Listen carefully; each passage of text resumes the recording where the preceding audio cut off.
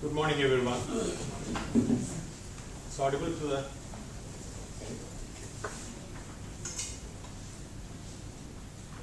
When I got the program sheet, I thought we are going to talk to people who are fresh in their qualifications and with little experience. But here it is different. I see all the lab managers, heads of the laboratory, and senior faculty. So it's quite a challenge. What to talk?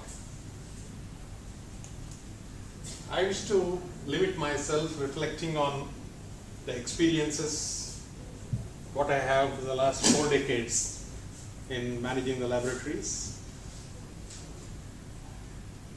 And then to begin with, emphasize the role of food testing laboratories, how critical the role is.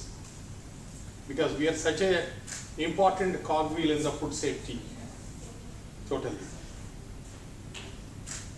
My concern for food safety is quite high because we see about 48 million get sick every year due to waterborne diseases in India, and almost 580 people die every day on an average. And FSSAI already declared 68% of the milk is adulterated. And we see E. coli in vegetables, salmonellas in meat, and in the last 20 years, so much of activity on packaged drinking water. But how sure we are? I'm afraid not more than 10% are able to maintain the quality. Now, water is under compulsory certification through Bureau of Indian Standards, but at least I can ask my friends from the laboratory community, can you drink all the bottled water what is certified in the country, bearing an ISI mark? No. So that's where we stand. So what are the reasons for it? What is our responsibility? What is that little change we can make? Because we have been doing the same job. We are testing for years and decades. Testing procedures are same, systems are same. 17025 is under implementation for the third decade. So what is that we should do now? I wish to look at the challenge in a different angle. So first and foremost, I would say that food testing laboratories play a very critical role in detecting the contaminations at various stages in the food chain, right from the farm to table process. And we have been assisting various stakeholders, including the regulator. So that's the criticality of the role we play as a laboratory.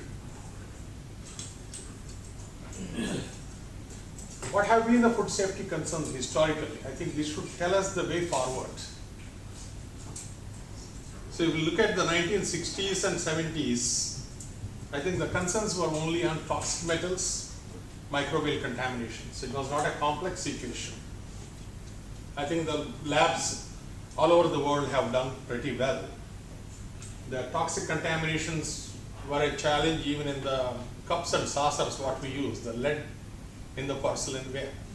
And that was the first bell which rung in United States. Then of course microbial contamination is a common challenge. Then as you move to the 1980s and 90s, I think pesticide residues were discussed at milligram level, and that too only a couple of pesticides, organochloropesticides, that was followed by the organophosphorus and all. Then post 1990s, I think the laboratories started testing these residues at microgram level. And further, 2000 onwards, we have been talking about the dirty dozens, dioxins, and the precursors to dioxins, and all the toxins as well. And from 2005 onwards, I think the laboratories started testing more number of residues, hundreds of residues in one sample. And 2010 onwards, even the way testing is going on is changing because we are going to molecular level, identifying the microbial contaminations through DNA sequencing, pinpointing what particular strain it is, and then profiling them, then going for allergen testings, enzyme analysis, ELISAs and all that. And what is the current situation? Especially thanks to the European Commission's directives and guidelines, the way we test contaminations is redefined. The methods have become very, very rigorous. The rules of testing have been totally redefined. So today you have bracketing standards at the beginning and end. But if you look back 30 years, even 20 years, just run a 5-point calibration curve and run the sample. But today it doesn't happen like that. To develop a method today, a laboratory needs to invest almost a couple of months' time minimum to get that accurate method. The reason is the technologies have evolved so much. As things are evolving, the risk also increases everywhere. And we have been dealing with ISO IEC Guide 25 in the beginning, and then we caught up with 17025 and 2005. We are sticking to that. And almost all laboratories are accredited. Still, what is the challenge? Why we are in a position not to fully support the food safety chain in detecting contaminations at various levels? So what is holding us? Because 17025 standards, they are good. It's a good system. They capture the laboratory's knowledge in terms of all the documentation. It captures the experience. But still, when I said 90% of the water samples we have, we cannot handle them with confidence. So these systems, in spite of being implemented, we are missing the substance. So if it is an audit, then I think audits are focusing around the quality manual. Nitty-gritties are left. So quality manual and various clauses are reviewed, audited, and laboratories are being certified. And more laboratories are getting certified. Now we have a few hundreds of laboratories already accredited in this nation. So this has been not able to support changing the mindset of the laboratories. So that's the reason FSSAI started talking about good food laboratory practices. Now we have been hearing about good laboratory practices world over. They have been in existence. They have been supporting the regulatory data quite successfully. So what's it all about? It's all about quality and integrity of data. Now I know there are speakers on this subject in these 5 days, but I'm not going to repeat the task, but I would like to touch only one or two angles of this integrity issues. Integrity is the main concern. Integrity of data, quality of data. So how do we address this? How can we become more and more perfect in delivering an accurate test report? So that's the challenge. Let's look at these key elements of a laboratory operation that can impact the data and its integrity. First and foremost is the people who are doing the testing. The analyst, their qualifications, the training, and how they handle the samples, prepare the reagents, operate the analytical equipment, how they calculate, and how they document the analytical data. When we come to calculations, most of us use Excel tables where we want to automate. But are the Excel tables validated? Sometimes it could be 1 in 1,000, but then they pose the risk. So it is the question of that integrity of each and every step in this process. Then the next important is sample and its integrity. The sampling process, sample handling, the whole chain of custody, right from the sample drawing to reporting and archiving the sample, and if repetition of the sample is required, what is the integrity of the sample? Is it the same as what was there in the sampling condition? During transportation of the sample, has the sample undergone any change? Have the environmental conditions impacted it? So all that matters. And then thirdly, the integrity of the reagents and their traceability. That's the reason laboratories are insisted to go for certified reference materials of a particular standard. Today, I think the laboratories continue to struggle in procuring quality reagents, SRMs, CRMs. I think that's where a lot of lag is there for most of the laboratories to maintain the traceability. Okay, once we have procured the standard, our job is not complete. We make the working standards, and how do we know whether they are deteriorating or not deteriorating? How are we maintaining the quality of these reagents? Sometimes even a sealed bottle of reagent also may lose its integrity if it is not kept in proper environmental conditions. So integrity matters everywhere.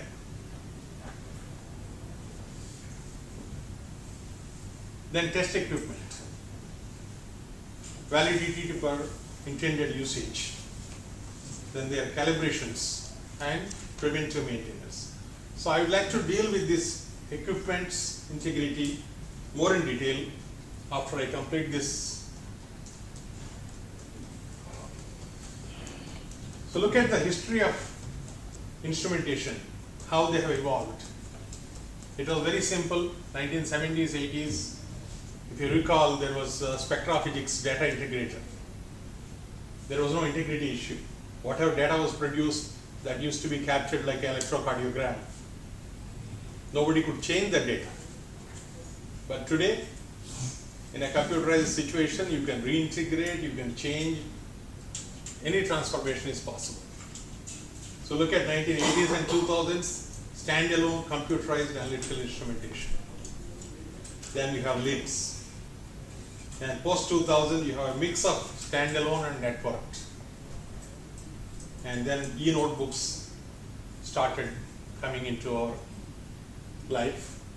Then today we talk about client-server network, analytical instruments, and even a paperless laboratory solutions. They are just rolling into the market, and some of the advanced laboratories are implementing e-notebooks. It's totally a paperless operation, but they're all validated. So to bring that kind of solution, even for implementation, it will take a couple of years. So let me walk you through what are the risks in this.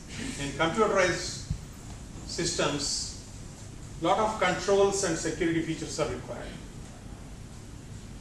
Assign and maintain access rights and privileges. It's a crime to share somebody's password and then allow somebody else to run the equipment. That means we are breaking that integrity. Because if it is a paper record, then we sign, date it. And when it is a computerized system, it captures the time, it captures the signature stamp. And even usage of passwords, there are certain set rules. I mean, you need to use alphanumerical and about minimum 6 letters. Ideally, it's about 8.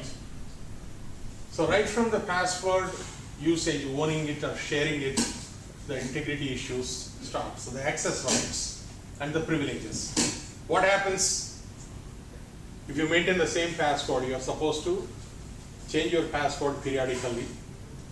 And if you forget again, you need to go to the IT administrator to get the new password.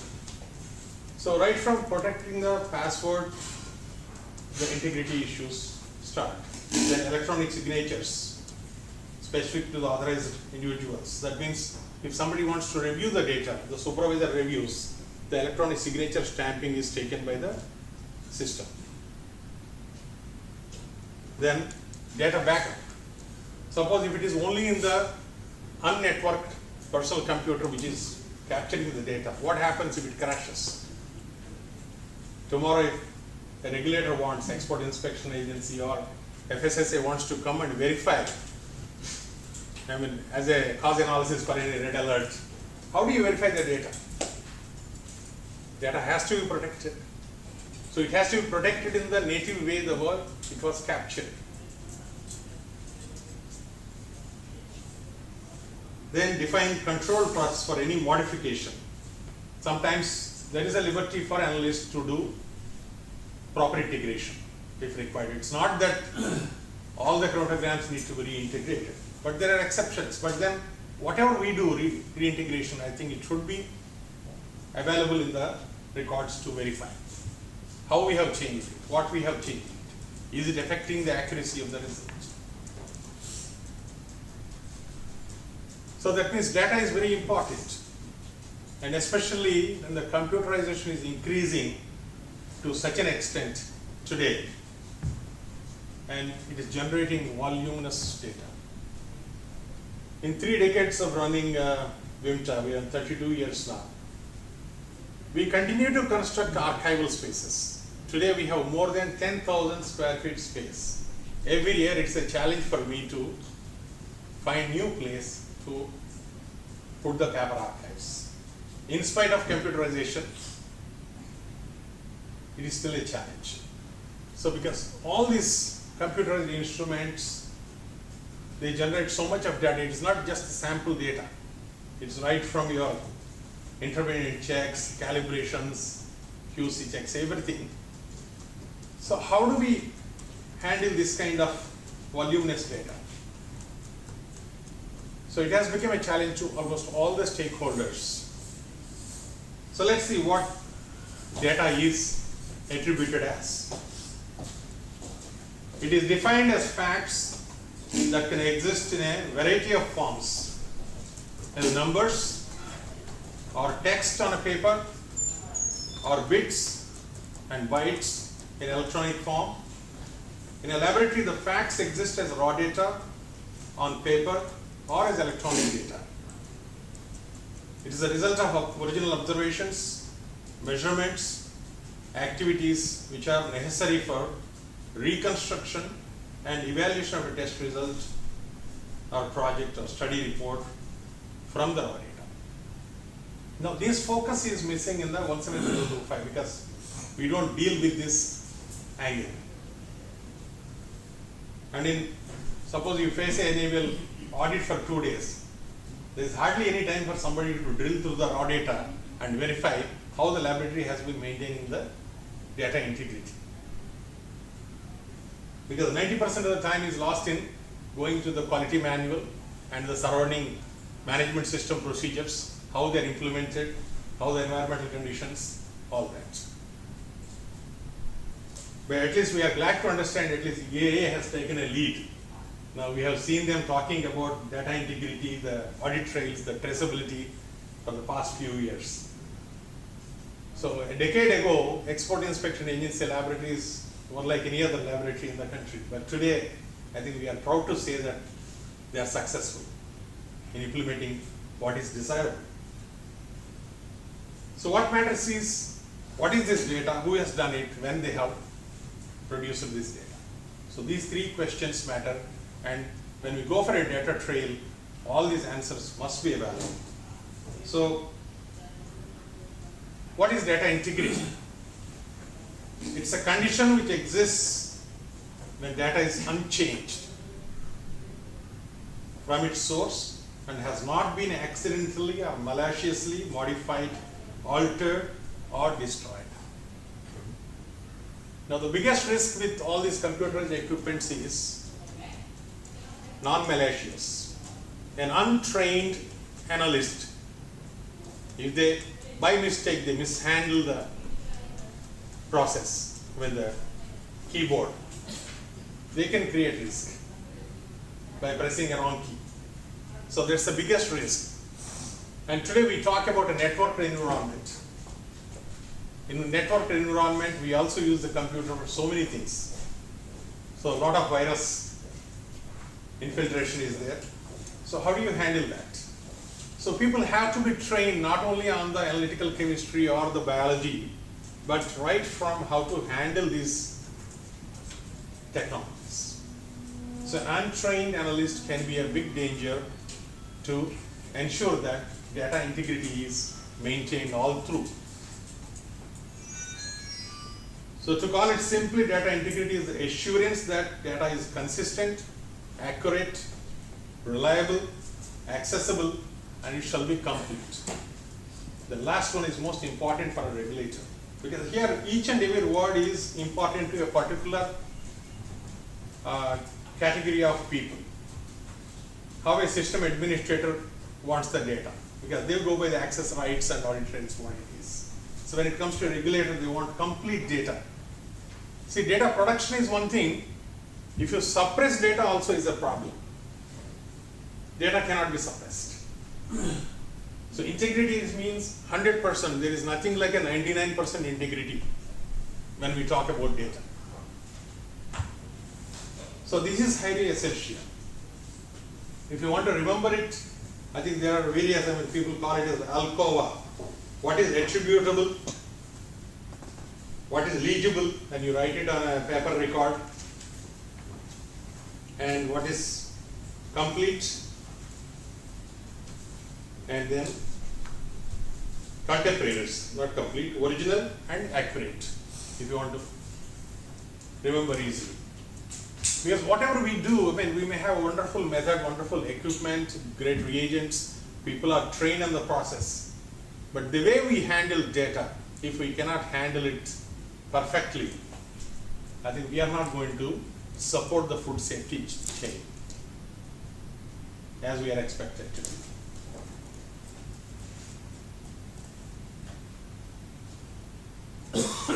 That's about data. But I see there are more and more risks. Standard validated test methods. Now this is my personal opinion. Now we have methods like AOAC. To produce one standard method by AOAC, it takes a lot of time. They test it, it is validated, it is used by several laboratories, and then a standard is published.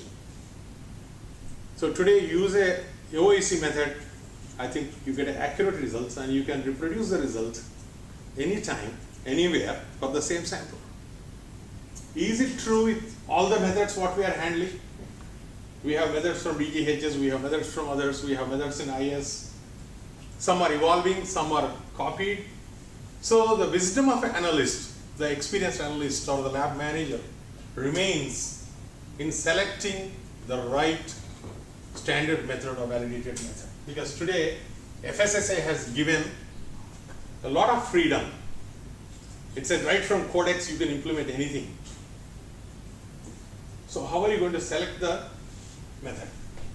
So obviously, if there is a commercial interest, laboratories would like to follow the most simplest one, less time taking. But if you want to follow a OIC method, you need to spend 3 or 4 times the time. The process is different. So that's where the problem is. And if laboratory has to develop a method and validate it, there can be a simple validation you can complete in 2 days. Or method development itself takes a long time. And if you want to do a perfect validation like the way OIC does it, then it takes years. So this method is the real reason to produce what accuracy we can deliver, where human health matters. Now we can directly or indirectly change the socio-economic value of the people, the society where we live in. Today, so much money is spent on healthcare. If this food chain maintains a good quality, safe food, then I think one can drastically cut the health budget. But day by day it's increasing. Today you go to Tata Institute of Fundamental Research, you'll see, once you see the cancer patients there, then you know why people want the contaminants to be away from the food chain. Unless you visit TIFR, you don't know the ugly face of the cancer. But there are so many contaminants in our food chain. So how well the data is produced? So method is very, very important. I think it's an evolving issue. The freedom, what is given by the regulations, has to be used very, very judiciously. And then good documentation practices. Legible writing if it is a manuscript. And it has to be written then and there. And there is one major risk here. If it is an analytical laboratory, I think you can see the reaction, you can see the sample, people can walk through. But it is a microbiology or any biology laboratory, it's under less surveillance. I think that's a major pitfall. People do the experiment, they handle the cultures, they handle the sample, mostly tend to write the data at the end of the day, sometimes the end of the week. Then that's not the raw data. That's where the problem comes. And when we talk about food safety, I think in India at least, we have 80% concern on the microbial quality. Contamination is the second because our country is moving from food security to food safety. Still, I think a good percentage of our population is close to or below poverty line. So it has been a long walk for moving from food security to food safety. So microbial analysis is actually scale in this testing business. And then the biggest pitfall is out of specification and out of trend and repeat analysis. Now this is not heard much in the food sector, but that's an established terminology used in the pharma. Somehow the mindset is that pharma quality matters more than food, but I personally believe that food quality matters more so that you can keep the pharma away. So why is that we want a lesser standard for food? So look at some of the last year's controversies. If OOS was implemented, I guess more than 50% are from the state laboratories. If any failure result is there, investigate the out of specification. Then there is no jumping at the conclusion. Simple example I would like to draw for your benefit is like lead contamination in a food sample. What are the sources of contamination? I mean, if you use a cereal material, the contamination could be right from the farm. So is it cleaned properly? So in the further food processing, are they eliminated and the clean product is packed and supplied to the food chain? Imagine the product is well handled. But when it comes to the laboratory, what is the procedure? We are supposed to dissolve it in an acid, nitric acid, and then aspirate it in an atomic absorption or ICP or ICP-MS. Nitric acid is available in different grades. Analytical reagent, where you pay maybe about 500 rupees a liter, to Sopra-Pure, where you pay almost 25,000, 30,000 rupees. In between, there are a few other grades. So are we using the right acid? Because if you look at half the methods, they don't specify what acid you should use. So these are the nitty-gritties which are missing to produce a very accurate data. So imagine you have used the right acid, everything is fine. Where are you grinding the sample? If we are using a porcelain mortar and pestle, even that can be a source of contamination if there is a chipping or if the surface is not proper. So today we have a challenge to do this testing at parts per billion level. I think the entire work environment has to be clean. We need to use right materials. When we talk about, we talk about quality of a CRM, quality of other things, but we don't talk about quality of a mortar and pestle. No specification tells you what you should use in the laboratory. So how do we overcome these challenges? So first and foremost is the moment we find out of specification result, there is a process to be followed. Is the analyst empowered to repeat the sample? No. Is the supervisor allowed to just look at the data and say repeat? No. One has to go through a checklist, verify it, then take further decision, and sometimes it requires a thorough investigation where the problem would have come. I mean, laboratory should not jump at a conclusion that the product we are testing is problematic. Maybe our process, maybe our reagents, maybe our training, maybe the equipment problem. Anything would be a problem. If this out of specification or out of trend, because the laboratory is experienced, the same material is tested over and over again. So we know for each product what are the normal behaviors. So if some odd behavior is there, then it's not that we are just going to issue the report. That can have a lot of repercussions on our economy. So that needs to be investigated. So the summary is repeat analysis is something which has to be exercised with caution. And the classical practices are sometimes, we tend to repeat the sample till we get the desired result. That is a disaster which can happen in a food laboratory. We have no freedom to repeat a sample till we get what we are supposed to report. So we need to have sufficient restraint in repeating. I mean, we can have a full session only on the decision tree for OIS, OT, and repeat analysis.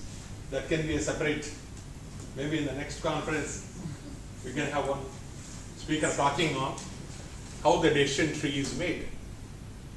So these are the pitfalls. And when we talk about test reports, it's again a ocean. There's a lot of risk. From the market perspective, customers sometimes would like to present the sample to a laboratory and say out of 10 parameters, if one is failing, the tendency for the customer is to ask you to delete that and report only 9 results. So that means that this test report doesn't have integrity. One is dropped just because it is out of specification. So these are the issues. Though, I mean, we are supporting the food safety activity, if we exercise the freedom to do what we like to please the customer, please the user, then we end up in giving a inaccurate test report. Because today FSSAI says, I mean, you have to give objective evidence. So all licensees, they want to have a monthly sample, they want to have a quarterly sample, they want to have an annual sample. When the FSSAI official goes, okay, they'll have the data ready, but are they showing 100% data? Is the product conforming to the FSSR? I mean, mostly we focus on training, equipments, reagents, quality manual, procedures. But in my personal opinion, I think this is the major problem. Though in NABL we have a template. How do we report the results? What we should do, what we should not do. What is it? Okay.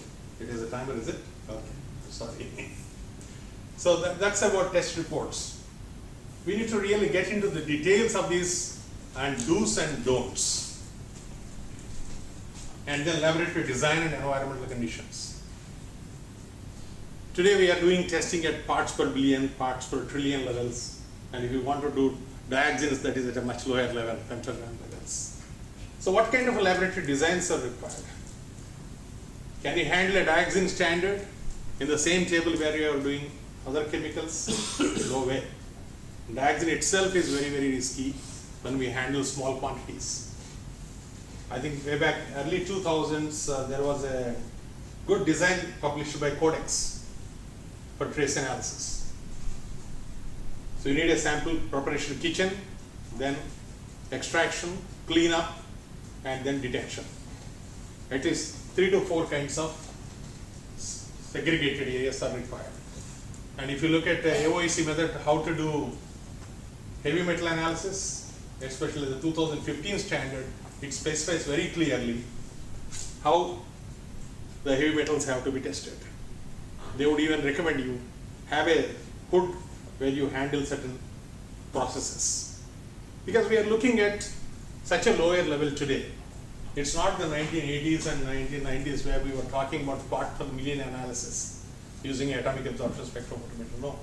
Today I think ICP-MS has become so common. So laboratory design and environmental conditions matter. And traditionally, why environmental conditions? People talk about temperature because where we use volumetric material, glassware, I think the temperature, if it crosses more than 2 to 3 degrees variation, that can change the volume. But more than that, I think the design and the environmental conditions play a great role. Where we are using a lot of solvents, do we have enough solvent handling capacity? Because the solvents themselves can be a contaminant in some other tests we do.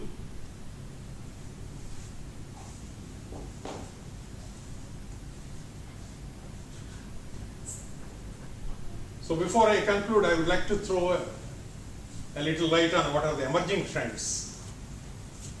A lot of green technologies are coming, green chemistry, like we have already experienced what is quenchers.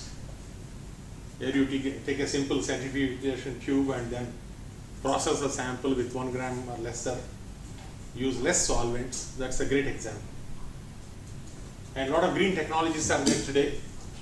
You have safety hoods which can recirculate. You don't have to exhaust and then throw the exhaust into the town. Because these fume hoods, they can, I mean, nobody is, I think 99% are not putting a scrubber at the end of the fume hood. You need a separate scrubbing for the acids, separate scrubbing for the solvents. But today you have greener technologies, fume hoods. You can have a filter designed for a particular acid or a solvent, whichever is your application. So which means that we will not contaminate our internal laboratory space, we will also not contaminate the social environment. And then if you look at all the refrigerators, incubators, today incubators are available with Peltier technology. Peltier technology is what we use in the liquid chromatography instrument for maintaining the temperature, sample compartment temperature, or even column temperatures, Peltier technologies. The same Peltier technology is there for now for a BOD incubator. So they consume less power, they're environmental friendly, they have smaller footprints. So like this, a lot of greener technologies are coming, and because today we are at mostly the nanogram level. But as we move forward, I don't know, this may go to further lower levels because contaminants have become very risky even at such a lower level. It's an evolution process. As the risk analysis increases, and the barriers get tougher and tougher. So we got to be adapting to the innovations what are in place. And then growing demand for microbial testing, allergens. Now allergens can be a great hazard. I don't think FSSAI regulations are addressing the allergens. Anybody from FSSAI, FSSAI? Allergens? Yeah. Are allergens there in the standards? No.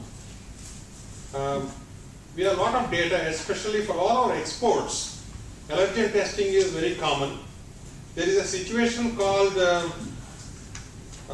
aphylaxia, anaphylaxis they call it. Even a small allergen, whether it is of a groundnut or a cashew nut or anything allergen, gluten, it can drive people to such a life-threatening situation.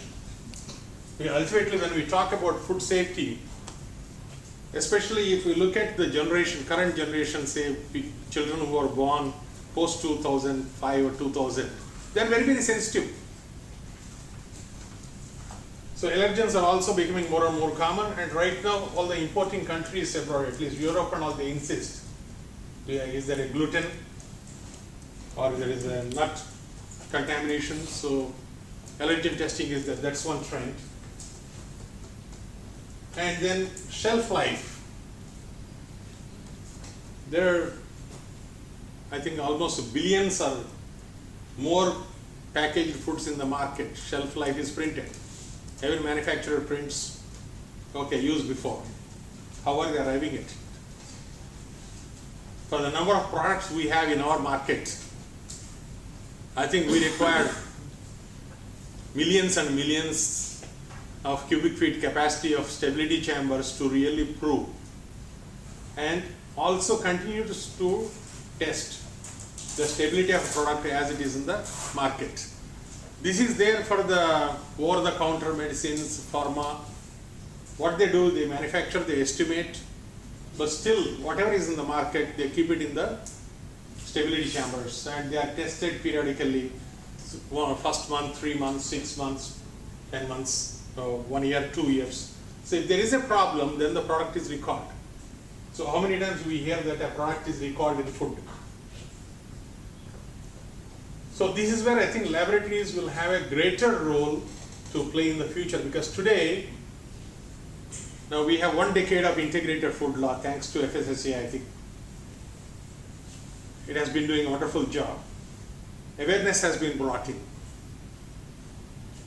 So slowly things are coming in the clutches. So a lot of objective evidence is there for each and every aspect we talk about food safety. So today, entire capacity what is available in this country is not enough even to support 10% of the testing capacity, the products. We need to create 90%. I think that's the reason the CEO of FSSAI has started this workshop of beginning the capacity building exercise. So we need to build the right capacities so that we can be of assistance to all the stakeholders.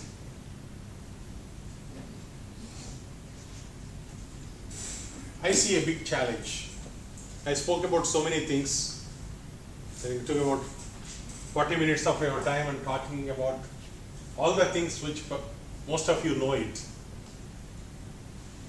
But for me, this is the biggest challenge. At least in the last 4 decades, we have seen how the technologies have evolved. 1980s, I think we used to expect the life of an equipment to be about 10, 15 years. As they are getting computerized, the computer operating system people won't allow you to sit quiet. See, today you have Windows 10, but most of our technical equipments are in Windows 7. That too, which are purchased last year and now. What happened to the ones which we purchased earlier? And it's not just about signing a check, buying one more and plugging it. We need to validate. We need to validate the hardware, we need to validate the software. And software validation is not that easy. We have to do the same IQ, OQ, PQ. So this is a vicious cycle, outsmarting each other. So today, I am not confident to estimate life of any technology beyond 5 years. I think there are state laboratories wanting to get modernized, and sometimes people who are signing for the funds, they say that what is the life of the equipment? Is it not 10 years?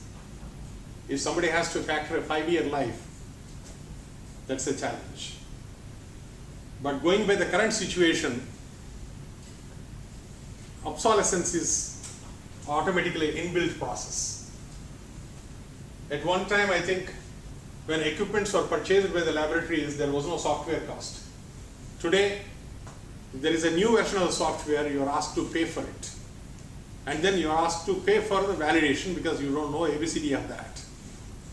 And if you use an unvalidated software, the risk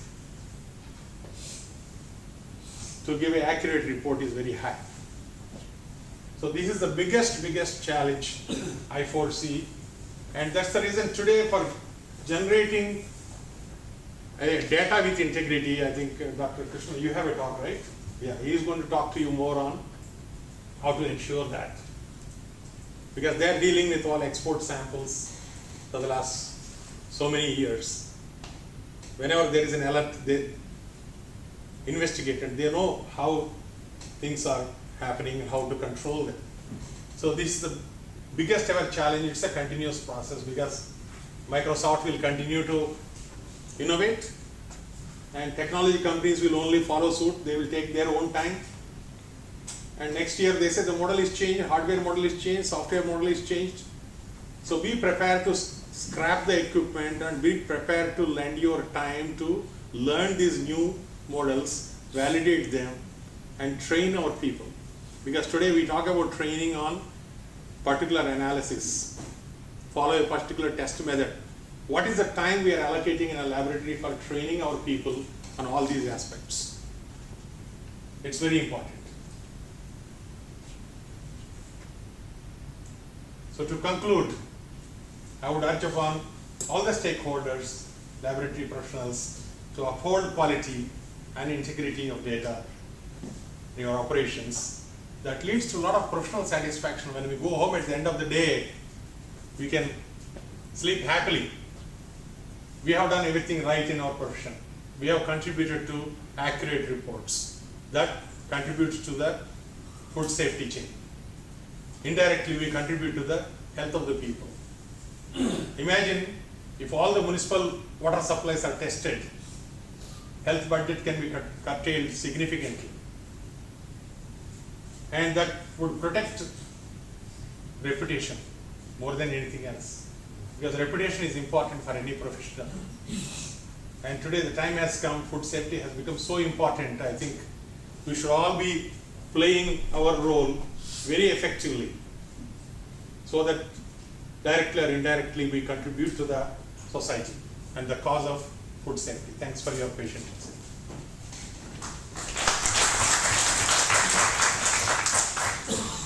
Thank you so much, sir. So each product is put at different temperatures and humidity levels. And beginning of, you will make a baseline data. What are the quality parameters are tested? Then draw the sample after 30 days, 45 days, 3 months, 6 months, 1 year. So the sample keeps getting tested. So for a particular product category, once that is established, then you have a scientific formula how the shelf life can be evaluated for a new product. So for each generic composition, I think one needs to get a formula how to calculate and predict it.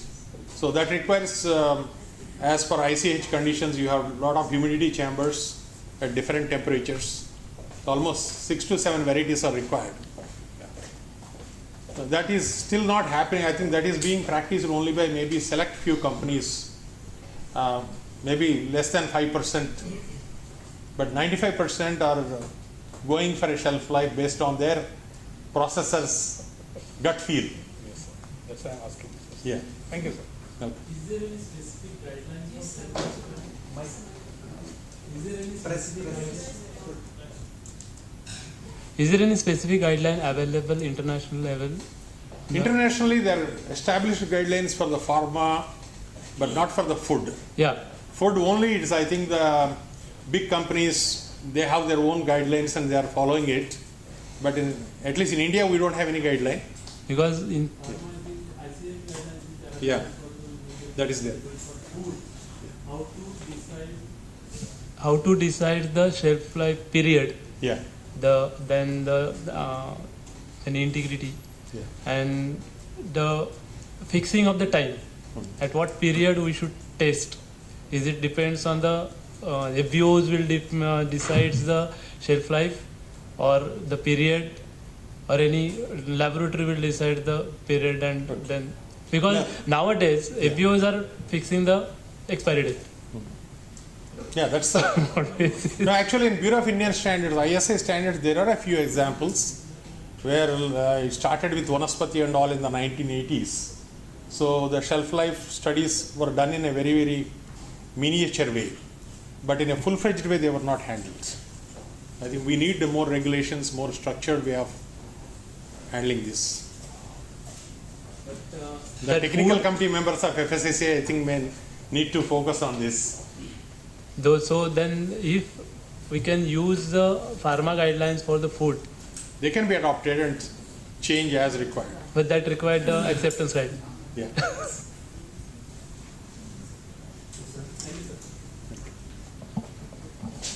Excuse me. Yes, sir. Sir, regarding the advancements in the instrumentation, Yeah. actually 5 years back we were talking about the ppm levels. Now it currently it is ppb levels. Now the instruments are coming up with the ppt levels. Yeah. But the real issue is up to what level we have to go regarding the food testing.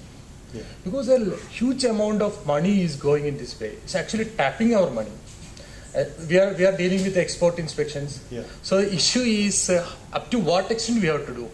In my opinion, we should have a national consensus on this regarding. Because that means the standards should be specified in that regard. Because there is no point in spending a lot of money again and again in the analytical instrumentation and analysis in PPT level or PPP level. What is the significance of going up to PPT level for some pesticides? No significance. No significance. Barring dioxins and certain other toxins, there is no need to go to that level. It's like, I give a simple analogy of an automobile. Yeah. What is that you can drive on the normal roads or a highway? Same. 80 kilometers, 120, within city 40. But you have automobiles at 240 kilometers, 280 kilometers they are made. So analytical instruments also, if you want a triple quadruple equipment, market sells you tops, Yeah. multi-tops, all those things. That is their marketing game. Yeah. But we should not be a party to that. I mean, we should select what is appropriate to the regulatory requirement. Our regulatory requirement should also be Yeah. in par with that. Yes. Because there is no point in going beyond that levels. Yes.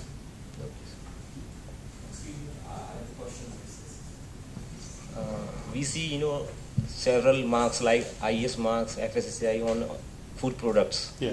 which ensures the quality of this product is good. But can we have another mark for, let's say that the product is being regularly tested by an independent laboratory? I think only FSSA has to answer that, because now, at least it's a decade of integrated law. I think FSSA has become one main umbrella to take care of the food quality and FSSAI safety. is testing these products for once or twice in a year. They are not doing regular testing of these products. They are giving license. BIS is specifying the regulations. But how, as a customer, I want to know whether my product, the bottle which I am drinking now, it is tested or not. It's going to change. I think already it has gone through a lot of education, awareness campaign, and then onus is there on each manufacturer to prove that, okay, they are doing it right. I think you will see the market change in the near future. No, I think I just supplement what Dr. Vasireddi is saying is, I think the issue is of you're talking about the self-compliance. Okay, so if somebody is coming as a self-compliance declaration, the consumer should trust on that. Okay, so FSSAI is also looking into that area, that in a food business operator, if he can demonstrate the due diligence through the self-compliance, the consumer can definitely be accepted, and regulator can give the preference. Similarly, for export purpose, if the product is being looked after by AIC and it goes with the AIC certification in the foreign market, it is accepted well. So need not necessarily each and every consignment and each and every batch of the product need to be tested by the importing country authority. That is there. Okay, the earlier question I have overheard was somebody was asking that what is the limit of in the analytical, today is PPT, next time it will go to the nanogram level also. See, the issue is we have to see the regulatory compliance, and all the regulatory requirement standards are fixed on the risk assessment at international level as well as the national level. At national level, we have the national authorities. At international level, there are the international bodies like Codex, IPPC and the OIE. Okay. But under WTO also, the prerogative has been given to the individual country. If they have a risk assessment, they can have whatever the best standard they can have. Okay. Now you talk about, I am just giving an example, the banned antibiotics. If the banned antibiotics should not be there in the animal tissue. It means whatever the best way you are going, it should not be there. So it depends on the technology how you can do that. The risk assessment says very clearly, because if the antibiotic is going through animal tissue to the human body, then they are developing the immune system against the antibiotics. So tomorrow if something has happened, then those antibiotics will not work. And that is the scientific risk assessment they do. And they say though this should be 0. And you know in analytical terms there is no 0. So you can go up to the n number of decimal places. And the technology is being developed for that. We are going to molecular level Absolutely. finally. We are going to molecular Molecular level. Yes, level absolutely. Absolutely. Absolutely. Protein. Yeah. I think maybe wait for 5 years, we will be testing only proteins. Okay, please continue. Yeah. Thank you, sir.